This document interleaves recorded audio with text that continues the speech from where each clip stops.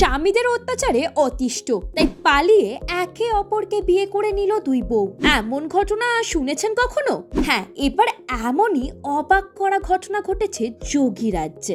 দিন রাত মদ খায় স্বামীরা, বলতে গেলে সারাদিন মদেই ডুবে থাকেন তারা। আর তাতেই স্বামীদের উপর বিরক্ত হয়ে বাড়ি ছাড়লেন এই দুই স্ত্রী। শুধু বাড়িই ছাড়লেন না, নিজেরা একে অপরকে বিয়েও করে নিলেন।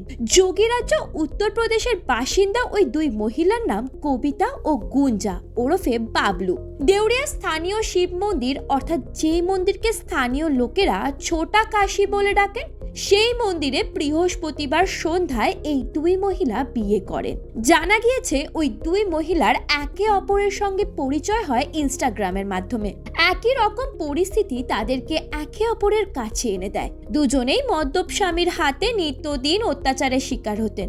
তাদের যেন দেখা হওয়া ভাগ্যেই ছিল। এরপরে তারা ঠিক করেন যে এভাবে আর নয়, মন্দিরে বিয়ে করবেন তারা। বিয়েতে গুঞ্জা বরের ভূমিকা নেয়, কবিতার সিঁথিতে সিঁদুর পরিয়ে দেয়। রীতিমতো মালা বদল করে 7 পাক ঘুরে মন্দিরে বিয়ে সারেন দুজনে। গুঞ্জার কথায়, মদ খেয়ে এসে রোজ আমাদের স্বামী আমাদের উপর অমানসিক অত্যাচার করত। এটাই আমাদের বাধ্য করেছে বাড়ি ছেড়ে এসে একটা শান্তি ও ভালোবাসার জীবন বেছে নিতে। আমরা ঠিক করেছি গোরখপুরে দম্পতি হিসেবে থাকবো ও নিজেদের পেট চালানোর জন্য কাজ করব। বিবাহিত দম্পতি হিসেবে নতুন জীবন শুরুর জন্য তারা ঘর ভাড়া নেবেন বলেও ঠিক করেছেন। ব্যুরো রিপোর্ট, ভারত সমাচার।